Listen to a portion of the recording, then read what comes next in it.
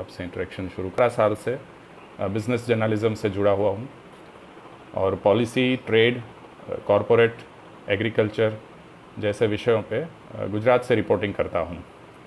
फ़िलहाल मैं the Hindu group जो चेन्नई का है उसमें the Hindu business line newspaper के साथ गुजरात का प्रतिनिधि हूँ।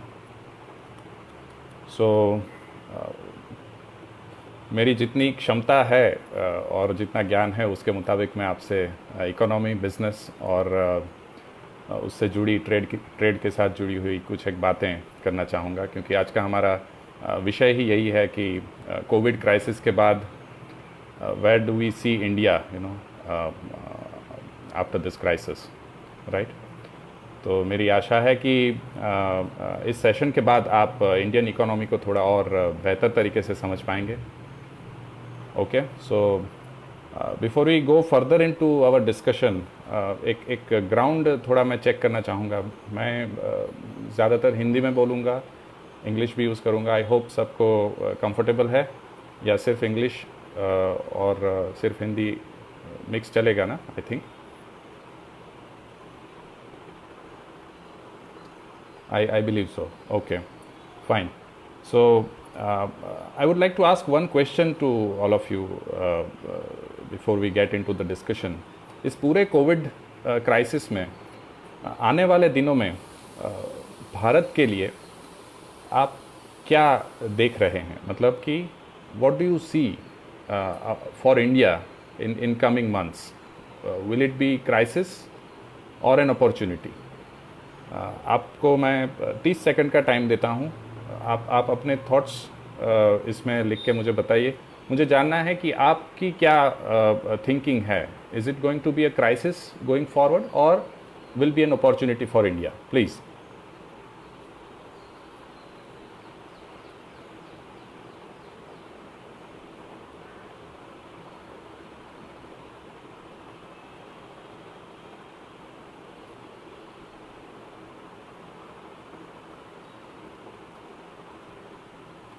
Yes, anybody?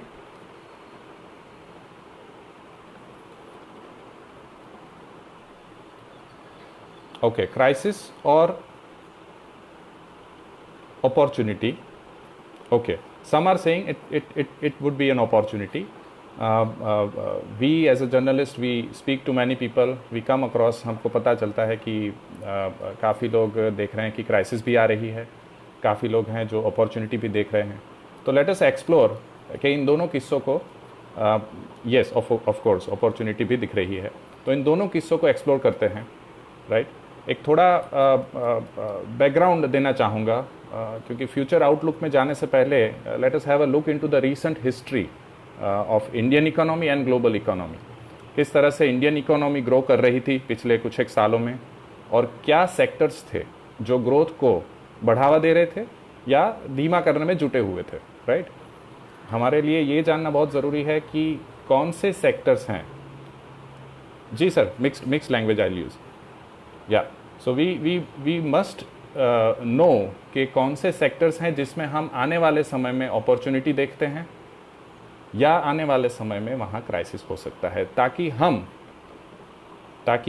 या बिल्कुल क्राइसिस है, ताकि हम आने वाले समय में अपना decision, career decision, business decision हम उससे ले पाएँ, राइट।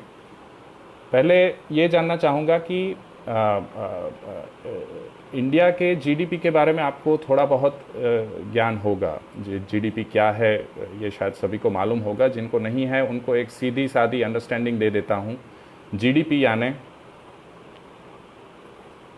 यस डेफिनेटली सर, बिल्कुल, जीडीपी यानी ग्रोस डोमेस्टिक प्रोडक्ट, मतलब कि देश की जोग्राफिकल बॉर्डर्स जो हैं, सीमाएं, उसके अंदर उत्पन्न हुई सभी सर्विसेज और गुड्स एंड प्रोडक्ट्स, उसका कुल मूल्य, total value of the goods and products and services produced in the boundaries of a country in a given period of time, ठीक है।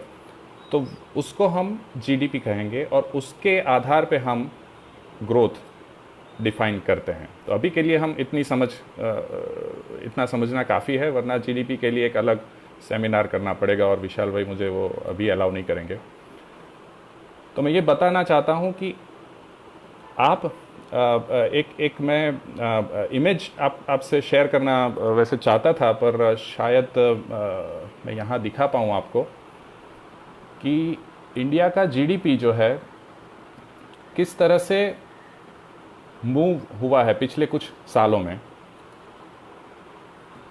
देखिए, ये शायद आप देख पाएँ यहाँ पर।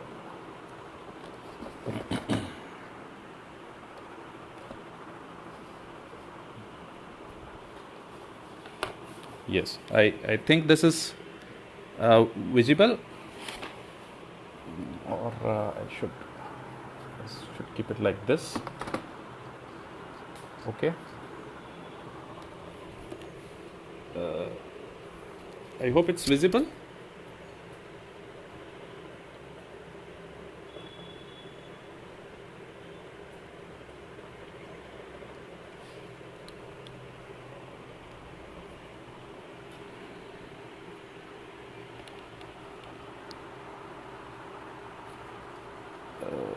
Is it good, or should I just okay? I think this can give you a fair idea. What I'm trying to say is in 2016-17, our GDP at constant market prices, it was observed at 123 lakh crore, right? 2016-17 में constant market price जो हम consider करते हैं, जिसमें हमको GDP का real growth पता चलता है। एक दूसरा मेजरमेंट है करंट मार्केट प्राइस, लेकिन उसमें इन्फ्लेशन एडजस्टेड रहता है, विच doesn't give you a fair real value of the growth. So GDP at constant market price जो है वो 2016-17 से 17-18, 18-19 इन सभी सालों में we have seen GDP at market price growing, the real value growing. लेकिन ग्रोथ रेट अगर देखा जाए 16-17 में 8.2% ग्रोथ रेट था, जो 17-18 में कम हुआ 7.2, 18-19 में और कम हुआ 6.8, और 19-20 में प्रोजेक्टेड है 5%। Okay, so what I believe is it's not visible. Okay, fine. Never mind. What I was trying to explain to you. Okay, no problem. I'm sorry for that. It was actually planned in another format, लेकिन वो system support नहीं हुआ, इसलिए थोड़ा दिक्कत आ रही है। I'm sorry for that. कहने का मतलब ये है कि पिछले 3-4 साल से हमारा जीडीपी इन रियल वैल्यू बढ़ रहा है, मतलब कि हम प्रोडक्शन कर रहे हैं, प्रोडक्शन बढ़ रहा है, लेकिन जो गति है, the growth has been going down 8.2 से 7.2, 6.8, 5%। मतलब कि गाड़ी चल रही है लेकिन हमारी गति धीरी हो रही है। अब ये कब होता है? When does such a phenomena happen? Because जब हमारी डिमांड कम होती है, जब हमारी कंजम्पशन कम होती है, तब ही उत्पादन कम होने लगता है, राइट? हेलो, या सो this ideally indicates a situation where we are observing a decreasing growth trajectory, right? So there are many factors that affects the growth, और सबसे पहला उसमें है डिमांड। एक और चीज़ आपसे बताना चाहूँगा कि ये सिर्फ इंडिया की बात नहीं है, this is not just restricted to India. ये सिचुएशन पूरे दुनिया में ऐसी ही दिख रही है, और हमारी जो इकोनॉमी है, Indian economy, is not just confined to our own domestic consumption या domestic factors. Indian economy like any other global economy, हम भी विदेशी अर्थतंत्रों के साथ कनेक्टेड हैं, जुड़े हुए हैं, इंटीग्रेटेड हैं। सो जितना अंदरूनी डोमेस्टिक फैक्टर्स हमें प्रभावित करते हैं, उतना ही या उससे कई कुछ हद तक ज़्यादा बाहर के फैक्टर्स, एक्सटर्नल फैक्टर्स हमें प्रभावित करते हैं। सो अगर हम भारत की तुलना ग्लोबल ग्रोथ के साथ करें तो मालूम पड़ेगा कि पिछले कुछ सालों में दुनिया भर के देशों में ग्रोथ स्लो हो रहा था। मतलब कि अगर देखें, एक डेटा पॉइंट है कि 2019 में ग्लोबल आउटपुट की ग्रोथ 2.9% रही, जो कि 2009 के ग्लोबल फाइनेंशियल क्राइसिस के बाद की सबसे कम आउटपुट ग्रोथ थी। मतलब दुनिया भर में प्रोडक्शन आउटपुट कम हुआ। ये दिखाता है कि पिछले कुछ सालों में ग्रोथ रेट दुनिया भर में कम हो रहा है। जैसे कि दुनिया भर के देशों में प्रोटेक्शनिस्ट एक माहौल बन रहा है। आप देख रहे हैं कि भारत में तो हम आत्मनिर्भर की बात करते हैं, शुरुआत में मेक इन इंडिया की हमने बात की। ये है एक प्रोटेक्शनिस्ट पॉलिसी, मतलब कि रक्षणात्मक नीति। दुनिया भर के देशों ने ऐसी रक्षणात्मक नीति बनानी शुरू कर दी है, जिसमें यूएस और चाइना आमने सामने आ गए और पूरी दुनिया के ट्रेड पे उसका असर देखने को मिला। और आप जानते होंगे कि चाइना काफ़ी सालों से यूएस का मैन्युफैक्चरिंग हब बना हुआ था, और सिर्फ यूएस ही नहीं, दुनिया के काफ़ी देश including our own India China से बनाई हुई चीज़ें बड़ी मात्रा में इंपोर्ट करते रहते थे। लेकिन अब अचानक यूएस और काफ़ी दूसरे देशों का ऐसा मानना है कि भाई हमारी local economy, local employment, local entrepreneurship को बढ़ावा मिले और हम चाइना पे डिपेंडेंस कम करें, मतलब कि बाहरी देशों पे डिपेंडेंस कम करें और स्थानीय उत्पादनों, स्थानीय प्रोडक्शन को बढ़ावा दें। इसकी वजह से ग्लोबल अनसर्टेनिटी खड़ी होने लगी। यूएस और चाइना का जो टेंशन हुआ, उस वजह से कंजम्पशन यूएस में कम हुई, ग्लोबल ट्रेड पे उसका असर देखने को मिला, अनसर्टेनिटी, अनिश्चितता काफ़ी हद तक खड़ी हो गई। 2014 में जब यूएस इकोनॉमी 5% के दर से ग्रो कर रही थी, जैसे कि इंडिया का जीडीपी की बात की हमने, वैसे यूएस का जीडीपी 5% से लगभग ग्रो कर रहा था 2014 में। वो घटकर 2017 में 3.5% हुई, 2018 में 1.1% हो गई, और पिछले साल थोड़ा इम्प्रूव होके 2.1% रह गई। अब देखें तो 2014 के लेवल से 2019 का लेवल करीब करीब आधे से भी ज़्यादा कम है। ये क्या दिखाता है? ये दिखाता है कि दुनिया की बड़े से बड़ी इकोनॉमीज़ की तबीयत पहले से ही खस्ता हो चुकी है। इन सभी नंबर्स के पीछे अभी तक कोविड का कोई हाथ नहीं है। मतलब दुनिया अपने ही कर्मों का फल एक तरह से भुगत रही थी रादर। उसके बाद कोविड पैंडेमिक दुनिया भर में स्ट्रक हुआ, और जैसे कि कोविड के लिए कहा जाता है कि जो कोमोर्बिड कंडीशंस है, मतलब कि जिन पेशेंट्स को पहले से कुछ बीमारी है, जैसे diabetes, heart problem, kidney disease, hypertension वगैरह, उनको कोविड होने का रिस्क ज़्यादा है। वैसे ही पहले से जो बीमार इकोनॉमीज़ हैं या स्लो लेन में घुसी हुई इकोनॉमीज़ हैं, उनको कोविड के चलते जो लॉकडाउन्स हुए हैं दुनिया भर में, उसके चलते आर्थिक नुकसान ऐसी इकोनॉमीज़ को ज़्यादा होने की पॉसिबिलिटीज़ है। आप देखिए, भारत के लिए ऐसा कहा था 2020 फरवरी में जब बजट प्रेजेंट हुआ था कि हमारा जीडीपी ग्रोथ 19-20 का 5% एस्टिमेट किया गया था, और 20-21 की फाइनेंशियल ईयर का जीडीपी ग्रोथ 6 से 6.5, मतलब 6 से 6.5% का एस्टिमेटेड था। ये खुद गवर्नमेंट ने एस्टिमेट दिया हुआ था। उस समय गवर्नमेंट का फोकस क्या था? उस समय गवर्नमेंट का फोकस था डोमेस्टिक सेक्टर्स, खास तौर पे रूरल इकोनॉमी को जो स्ट्रॉन्ग कर सके, ऐसे एग्रीकल्चर, मैन्युफैक्चरिंग, सर्विसेज सेक्टर्स को बढ़ावा देना, कंजम्पशन बढ़ाना, फार्मर्स इनकम डबल करना, ये सारे मोटे मोटे उनके एजेंडा ऑब्जेक्टिव्स थे। लेकिन फरवरी के बाद मार्च में कोविड ने आके पूरी कहानी बदल डाली और काफ़ी चेंजेस भी करने पड़े। अब स्थिति ये हुई है, जो हम फरवरी में अंदाज़ा लगा रहे थे कि भारत की इकोनॉमी 6-6.5% से ग्रो करेगी, अब स्थिति ये हुई है कि भारत की इकोनॉमी ग्रो नहीं, श्रिंक करेगी। मतलब हम अगर 100 रुपये का प्रोड्यूस करते थे तो हम 98-95 रुपये का प्रोड्यूस करेंगे।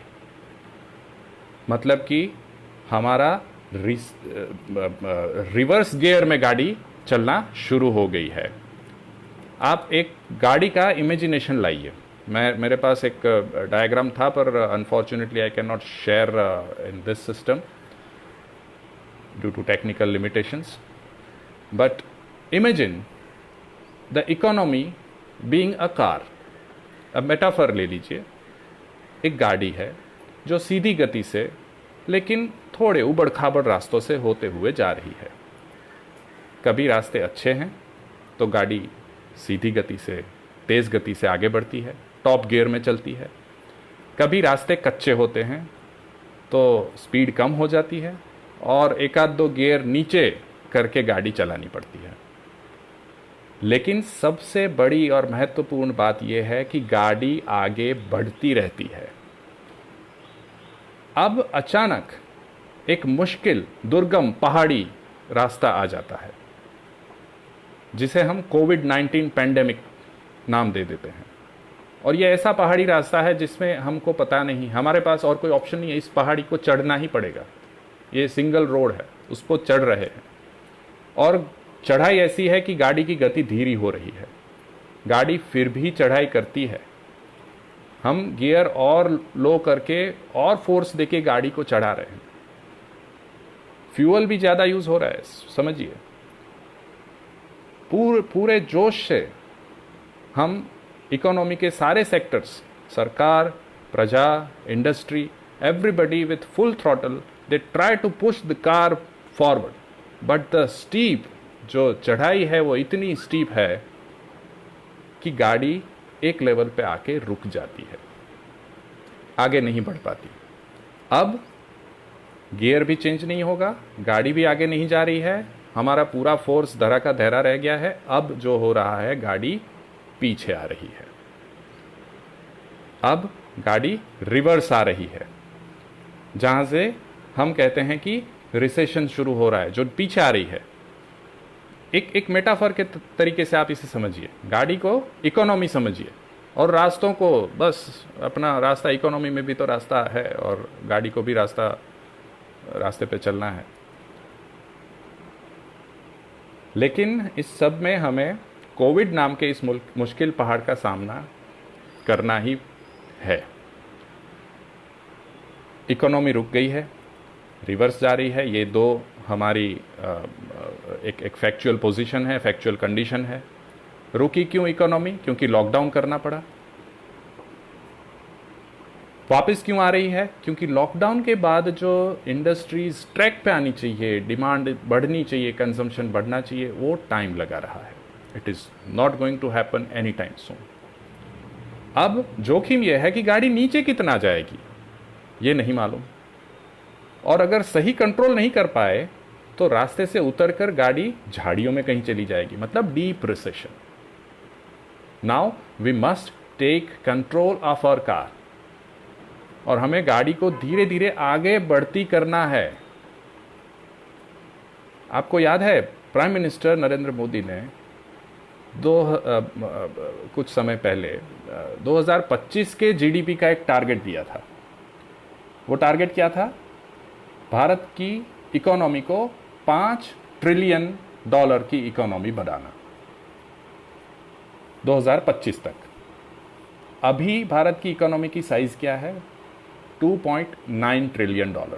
मतलब आने वाले 5 साल में हमें लगभग 2 गुना बढ़ना है। This means growing at about 20% each year for next 5 years। अब चिंता का विषय यह है कि कोविड के चलते और जो लॉकडाउन हुआ या लॉकडाउन जो काफ़ी जगहों पर अभी भी है, उसके कारण इकोनॉमिक एक्टिविटीज़ पूरी तरह से डिस्टर्ब हो चुकी है। एक और बात यहाँ पर ध्यान देने लायक ये है कि जहाँ जहाँ क्लस्टर्स, जहाँ जहाँ कंटेनमेंट जोन ज़्यादा हैं, वो सारे इकोनॉमिक हार्ट हैं इंडिया के। दिल्ली ले लो, मुंबई ले लो, Maharashtra, Gujarat, Ahmedabad, Tamil Nadu, Bengal, Karnataka, these are all reporting new and many new cases. This is the worry.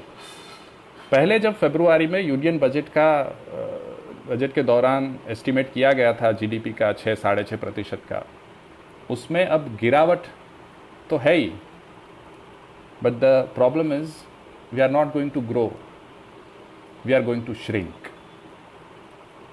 Rating agencies जो इकोनॉमीज को रेट करती हैं, S&P ग्लोबल ले लो आप, क्रिसिल ले लो, इन्होंने इंडिया की इकोनॉमी के बारे में बताया है कि इकोनॉमी में कॉन्ट्रैक्ट मतलब श्रिंक, कॉन्ट्रैक्ट होगी कितना, 5% तक ये साल में 20-21 के फाइनेंशियल ईयर में इकोनॉमी में contract by 5%, not up to, मतलब ग्रोथ भूल जाओ, हम तो श्रिंक हो रहे हैं, घट रहे हैं। और क्या रीज़न क्या है? सेम रीज़न, शॉर्ट टर्म में इकोनॉमी को बूस्ट मिले ऐसा कोई फैक्टर अभी फ़िलहाल दिखाई नहीं दे रहा है। और काफ़ी ऐसे पॉकेट्स हैं जहां पर पार्शियल लॉकडाउन अभी भी चालू है। कल से कुछ एक जगह खुल रहे हैं, मतलब कुछ एक segments of businesses, temples, religious places वो खुल रहे हैं, बट बाय एंड लार्ज बड़े कंटेनमेंट एरिया में अभी भी लॉकडाउन, पार्शियल लॉकडाउन चालू है। सो नॉर्मल सिचुएशन आने में और टाइम लगेगा, तो इकोनॉमी का श्रिंक होना तय है। मैं एक सवाल पूछना चाहूँगा आपसे। हम ये कहते हैं कि इकोनॉमिक एक्टिविटी स्लो हो रही है, इसलिए श्रिंक होंगे हम। इसका रीज़न मुझे बता पाएंगे? इकोनॉमिक एक्टिविटी चालू रखने के लिए या उसको गति में रखने के लिए ज़रूरी क्या है? कोई एक आध दो जने आप जो सुन रहे हैं, if you can just mention why at all और what is essentially required to keep an economy running. Economy को, इकोनॉमिक एक्टिविटी को चालू रखने के लिए क्या ज़रूरी है? Can anyone share their thoughts? Anything, you can try it out. I'm sure you can think and you can relate very well also. Yes? Anyone, please? Okay. Very well. Very true, sir. Digish sir, demand and supply. This is the heart of it. That's the answer. But due to lockdown, incomes, well, yes, mudra is also, but essentially mudra empowers you to purchase, and if there is demand, then only the entire structure, तभी demand है तभी consumption का, business का पूरा चक्कर चलता है. Increase, yeah, purchase power, yes, fulfill demand, yes, very true. But due to lockdown, incomes have gone down. कुछ लोगों की, कुछ ज़्यादा मात्रा के लोगों की रोज़गारी भी बंद हो गई है। इसका सीधा असर हम डिमांड पे देख रहे हैं। तो अब देखना यह है कि इनकम इम्पैक्ट होने से कौन sectors, which sectors get affected so immediately.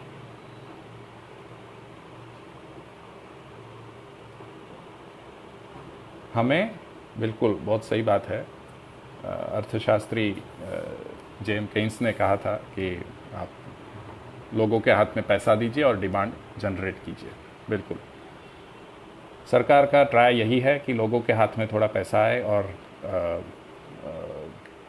Demand generate हो, लेकिन वो एफर्ट जो है वो थोड़ा मिसगाइडेड है, ऐसा मुझे लग रहा है, my personal opinion, because unless people get real money in their hand they are not going to spend. तो स्पेंडिंग बढ़ाने के लिए, डिमांड बढ़ाने के लिए लोगों के हाथ में पैसा आना चाहिए। Anyway, so demand is the key. अब जो सेक्टर्स को हम फोकस करना चाहते हैं कि कौन से सेक्टर्स इंपैक्ट होंगे इकोनॉमी में, वो सेक्टर्स का नेचर हमें समझना पड़ेगा, उसके रिलेटेड स्पेंडिंग की पैटर्न हमें समझनी पड़ेगी। अब मैं सवाल नहीं पूछूंगा क्योंकि थोड़ा टाइम उसमें ज़्यादा जाता है, लेकिन मैं एक जस्ट आपको थॉट देता हूं कि इमेजिन कीजिए पे कट है, जॉब चली गई है, फ्यूचर अनसर्टेन है, तो आप कौन सी चीज़ें खरीदना अवॉइड करेंगे? You will not purchase immediately, you would try to avoid the purchase. Well, your answers may come, but what I would say is that all non-essential purchases और non-emergency spending आप सारे उसको पोस्टपोन कर देंगे या नहीं करेंगे। अब इस कैटेगरी में कौन से सेक्टर्स आते हैं वो हमको आइडेंटिफाई करना है। बिल्कुल, व्हीकल्स, दैट्स द की। सबसे पहले सबसे बड़ा इम्पैक्ट होने वाला सेक्टर ऑटोमोबाइल्स है। ऐसा माना जाता है कि ऑटो सेक्टर के साथ देश के 40% सेक्टर्स जुड़े हुए हैं, 40%। कैसे? देखिए, गाड़ी बनाने के लिए क्या कुछ लगता है? Steel, plastic, rubber, fibre, glass, other metals including aluminium, nickel, copper, even silver in some cases, leather, electronics, software and many others. लेकिन पिछले कुछ महीनों से ऑटो सेल्स जो है वो डाउन जा रहे हैं। इनकम घटने से ऑटो सेल्स के लिए मुश्किल और बढ़ी है, क्योंकि auto is something which we can postpone the purchase for. तो ऑटो सेक्टर में नई रोजगारी या नया प्रॉस्पेक्ट देखना अभी मुमकिन नहीं लग रहा। दूसरा क्या सेक्टर है? तो बोले हॉस्पिटैलिटी एंड टूरिज्म सेक्टर में भी same is the case with hospitality sector, क्योंकि लॉकडाउन की वजह से इम्पैक्ट हुई हैं उनकी अर्निंग्स। रूम क्या कहते हैं, रूम ऑक्यूपेंसी इन सारे होटल्स की बहुत डाउन गई है, ऑलमोस्ट रॉक बॉटम पे पहुंच चुकी है। अब नेक्स्ट 6 महीने के लिए, 6 महीने तक इसको इम्प्रूव होना इसका मुमकिन नहीं लग रहा। इवन दो कल से होटल्स खुल रहे हैं, but it doesn't seem like this normalcy will return for the hospitality or tourism sector. This is going to get a big hit. Okay. Third, aviation sector. आप देख रहे हैं एयरलाइंस की ज़ीरो है एक्चुअली। एयरलाइंस की क्या हालत है वो देख ही रहे हैं। ट्रैवलिंग नॉर्मल कर रहे हैं, लेकिन ट्रैवलर्स कहाँ हैं? अच्छा, रूट्स कितने ओपन किए हैं? There are lot many restrictions even now. और क्योंकि aviation sector is a big borrower from the banks, अगर एविएशन सेक्टर की तबीयत बिगड़ती है तो बैंक्स को भी सीधा बुखार आ सकता है। मतलब कि banking will also remain under somewhat stress till the normalcy returns. ऐसे ही कैपिटल गुड्स सेक्टर की बात है। कैपिटल गुड्स मतलब heavy engineering tools, heavy machinery, ये सारे they are also big industries की डिमांड नहीं आएगी, so they are also not going to grow.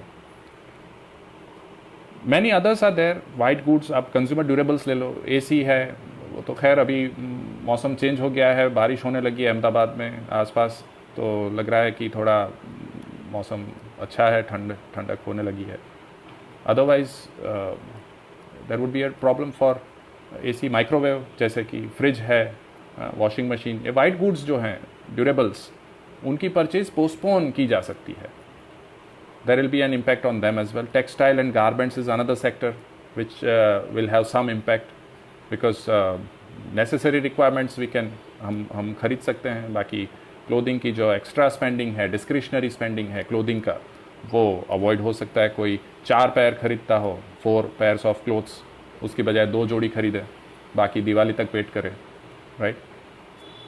दूसरा एक बड़ा सेक्टर है जो कम्प्लीटली डिस्क्रिशनरी है, वो है जेम्स एंड ज्वेलरी। यहाँ भी कोई ग्रोथ या क्या कहते हैं एम्प्लॉयमेंट अपॉर्चुनिटी नहीं दिख रही है।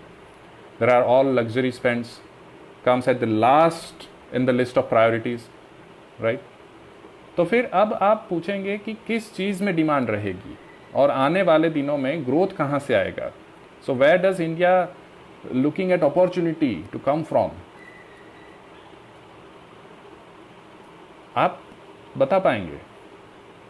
लॉकडाउन के दौरान, no, don't go for gold. Lockdown के दौरान आपने किन चीज़ों का इस्तेमाल किया था या कंजम्पशन किया था? Just go back a little, a few days back and remember. इन सभी चीज़ों के जो सेक्टर्स हैं उसमें ग्रोथ है। हमारे काफ़ी जो व्यूअर्स हैं अभी वो स्टूडेंट्स भी हैं जो सेल्स एंड मार्केटिंग में हैं, वोकेशनल ट्रेनिंग ले रहे हैं, कुछ मीडिया से जुड़े हुए स्टूडेंट्स हैं, कुछ प्रोफेशनल्स हैं। इन सब को ये चीज़ रिलेट करेगी। क्यों?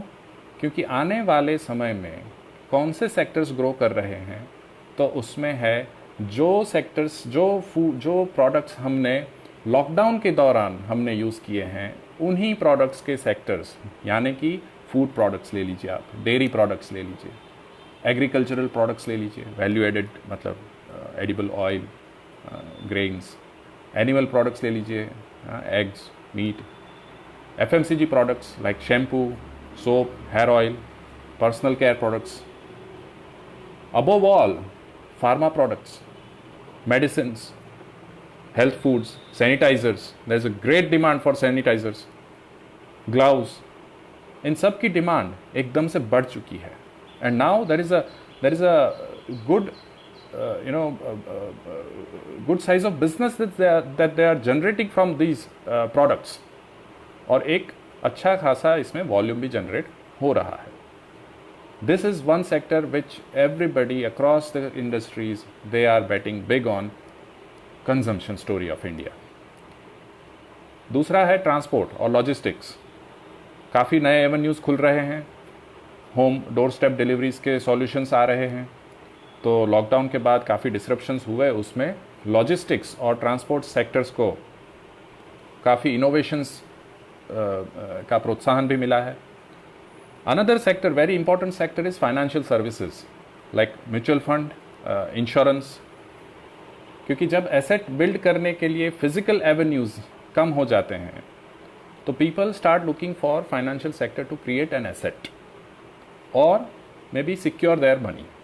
और ऐसे में mutual fund can be a good long term bet. There are many other सेनर जो ज़्यादा होशियार लोग हैं इस विषय में, वो ज़्यादा कह सकते हैं, बट मेरी तरफ से मैं ये कहूँगा। Also insurance is one more sector which has definitely, sir, I am coming to that. Insurance is one sector which has seen tremendous traction now. काफ़ी लोग इंश्योरेंस की तरफ जा रहे हैं, ज़रूरत है, ज़्यादा महसूस हो रही है ज़रूरत। अब आप देखेंगे, एक चीज़ मार्क कीजिए आप, TV is a very good indicator of how businesses are moving, how and where the businesses are moving. जब से लॉकडाउन शुरू हुआ है, मैं 2-3 चीज़ों की ऐड बहुत रिपीटेडली देख रहा हूँ। एक तो वो इंश्योरेंस वाला बहुत ही इरिटेटिंग सा बंदा आता है जो मुझे डराता है कि मेरे बाद क्या होगा ये एंड वो, लेकिन वो एक बात बहुत सच कहता है, वो इंश्योरेंस की रिक्वायरमेंट की वो तरीका थोड़ा गलत है। दूसरा डेयरी प्रोडक्ट्स, और तीसरा edible oils and food products. तो ये this actually indicates that where the industry is looking at growth. एक और चीज़ है जो दिग्विजय सर ने भी पॉइंट आउट किया, education is going to grow like anything, because काफ़ी नए इनोवेशंस प्लेटफॉर्म्स एजुकेशन के लिए आ रहे हैं, नया इन्वेस्टमेंट भी एजुकेशन में आ रहा है।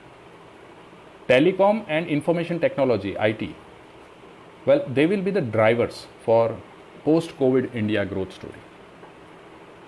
और इसका एक नमूना आपने देख ही लिया है अभी रिसेंटली।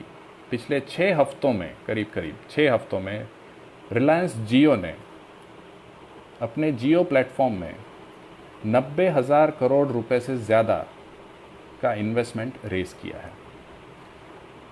और ये सारे इन्वेस्टर्स जो हैं वो एकदम मार्की एक टॉप लेवल के इन्वेस्टर्स हैं दुनिया भर के, जो इनमें इन्वेस्ट कर रहे हैं, विच इंडिकेट्स कि the growth story lies here. Digital communication, information technology, new ways of learning. आप देख रहे हैं वर्क फ्रॉम होम को पुश मिल रहा है, लाइव वेबिनार्स, अभी अपना ये फेसबुक लाइव हो रहा है, ऑनलाइन एजुकेशन को बढ़ावा दिया जा रहा है, डिजिटल पेमेंट्स, मोबिलिटी, पॉपुलैरिटी बढ़ रही है। There is room for lot of growth in these all sectors, covid हो या ना हो, राइट। इन सभी सेक्टर जिनकी हमने चर्चा की है, इनमें एक चीज़ आपने शायद नोट की हो या नहीं की हो, लेकिन एक कॉमन चीज़ है, सेंट्रल चीज़, और वो है एवरीथिंग इज डोमेस्टिक। हम इन सारे सेक्टर्स से डोमेस्टिक मार्केट को कैटर कर रहे हैं। We have to depend on our local market, we have to find markets in our small towns, cities, villages, we have to create demand with in our country. दुनिया भर के देश मुश्किल में हैं, ऐसे में दूसरे कंट्रीज़ पे डिपेंड करके अपना बिजनेस डेवलप करने का विचार करना, वहाँ के मार्केट पे भरोसा करके वहाँ जाना, वो अभी एक फ्यूटाइल एक्सरसाइज है, विचार, व्यर्थ विचार है। So we have to look for market with in our own country. इन्हीं सेक्टर्स में आगे जाके एम्प्लॉयमेंट अपॉर्चुनिटीज़ या एंटरप्रेन्योरशिप देखी जा सकती है। Digital startups we are seeing, बिल्कुल ई कॉमर्स बता रहे हैं हमारे जो व्यूअर हैं, वो e commerce is these are the avenues where startups, entrepreneurship, employment opportunities are coming up. जो सेक्टर प्रोस्पेक्टिव लग रहे हैं उन सेक्टर्स में वैल्यू क्रिएशन पॉसिबल है। आगे जाके यही सेक्टर्स दूसरी की इंडस्ट्रीज जो हैं, जैसे कि infrastructure, real estate, even automobiles, इन सब को लिफ्ट करेंगे। They are the holding sectors for large sectors, जिसकी वजह से आने वाले 6-8 महीने, अब 10 महीने ले लो, साल भर ले लो, बड़े sectors auto, aviation, hospitality, tourism, इन सब में मोमेंटम आता हमें दिखेगा। लेकिन it depends on how we shift और how we manage to shift our gears from the sinking car. Reverse में जाती हुई गाड़ी में हम किस तरह से एक के बाद एक गियर चेंज करते हैं, सब कुछ उस पर निर्भर है।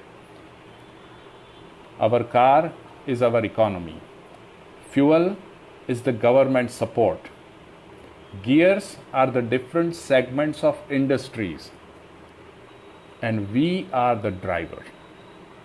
Now to stop the car from sinking, from slipping down further, economy को नीचे गिरने से रोकने के लिए we must get the car into first gear, पहले गियर में लाके गाड़ी को रेज करना है। ऐसी इंडस्ट्रीज जो maximum power, maximum employment, maximum demand generate कर पाए, ऐसी इंडस्ट्रीज को पुश देना है। क्योंकि first gear maximum fuel consume करता है, ऐसी की इंडस्ट्रीज को मैक्सिमम गवर्नमेंट सपोर्ट की जरूरत है। बिल्कुल, government is the fuel, government support is the fuel, it is that crucial. I did say at the onset कि our car is our economy and fuel is the government support. All other sectors they can get the supporting push। अगर पहला gear ठीक लग गया तो second gear में आने के लिए ज्यादा दिक्कत नहीं होगी। If we get the car into forward momentum once at least, we can switch to next gear, allowing other ancillary sectors. बिल्कुल, agro based allied activities are the demand, are the sector which can trigger the large scale production, not just production, but also employment at various level of supply chain, from rural to urban and to top market level. as we get the car into this forward momentum. But it is required that we get this into at least some forward momentum with full throttle, full government, full fuel injection. This will help us climb through the mammoth mountain of the crisis and survive. We can go on and on. These are some of the, my objective was to show you, give you an idea, a fair bit of idea about how Indian economy looks like after say 6-8 months down the line from here, and what are the sectors which can potentially give some employment or entrepreneurship or business avenues for the people of India. Now we can take some questions if you have.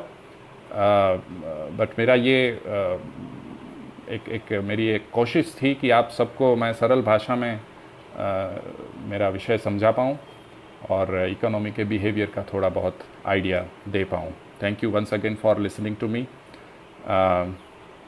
and being part of this live session. Yeah, we can take a couple of questions now. So Ms. Moina Munshi is asking, do you think government holds a role? Government in a crisis like this, only the government has the role, because government के अलावा ये muscles किसी के पास अभी फ़िलहाल नहीं है. और इसी वजह से हम बार बार देखते हैं कि गवर्नमेंट कुछ न कुछ अनाउंसमेंट करके लोगों के सामने आती है, इंडस्ट्री के सामने आती है कि कुछ रिलीफ हम लेके आए हैं. वो रिलीफ कितना इफ़ेक्टिव होता है वो डिबेटेबल है, वो उस पर क्वेश्चंस काफ़ी उठते रहते हैं. लेकिन yes, government holds a key role for the economy to bring it out from the crisis in such a once in a century like pandemic crisis. Thank you, sir. Thank you, Mukund sir. Kumud sir, sorry, I'm sorry. Effects will take some time. It's not like आपने नल खोला और पानी निकला. Effects will take some time. और वही तो इसका limitation है, या वही तो एक ड्रॉबैक है कि क्राइसिस में हमें इमीडिएट इफ़ेक्ट की ज़रूरत है. और गवर्नमेंट का जो अप्रोच है वो टिपिकल ब्यूरोक्रेटिक एक सिस्टम, वो चैनल वाला अप्रोच है, जिस वजह से इमीडिएट रिलीफ, इमीडिएट रिजल्ट अभी दिखाई नहीं पड़ रहे हैं. But they must address the demand concern, they must address the consumption concern, because unless and until we have our demand and consumption fixed, the remaining part of the chain cannot be fixed. Finance sector definitely is the is one of the good sectors, promising sectors, as I mentioned. But yes, banking, if you consider banking as subsector of finance, then banking will see some stress there, because of the lot of credit burden putting on their shoulders.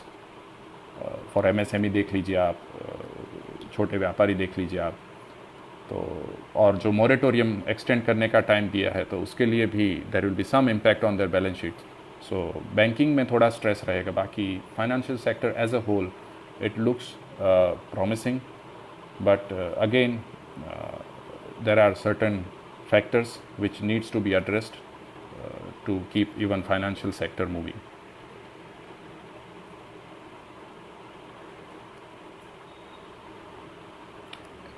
In fact, self-help groups should be encouraged big time, क्योंकि जो credit flow है वो इनके through होके value addition में result होके market तक जाता है. सो इट एड्रेसेस दो क्रूशियल इशू वो सीधा एड्रेस करता है. एक एम्प्लॉयमेंट एंटरप्रेन्योरशिप का इशू वो एड्रेस करता है, और दूसरा वैल्यू एडिशन और प्रोडक्शन का, जो हम अब जाके एनकरेज कर रहे हैं आत्मनिर्भर. Self help groups are the best example of आत्मनिर्भर. यस सर, कुबुत sir, very true. The effects don't get seen during the later part as well. Oh yes, very true. But well, that's the government has to think, because they are the ones at the at the decision making role. I hope we are through with the questions. If there is any one last maybe, if there is any, otherwise I can wrap up. It's been more than 45 minutes now, so.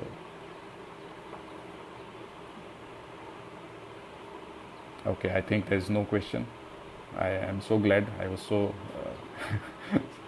so easy to understand you, really. Anyway, thank you once again for listening to me and being part of this live session. I express my gratitude to Millennium Makers and Vishal for this wonderful opportunity.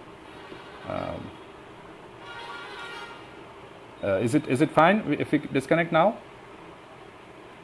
Vishal?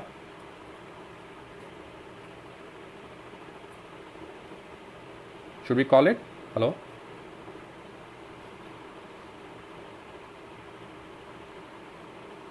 Thank you, Dagesh sir.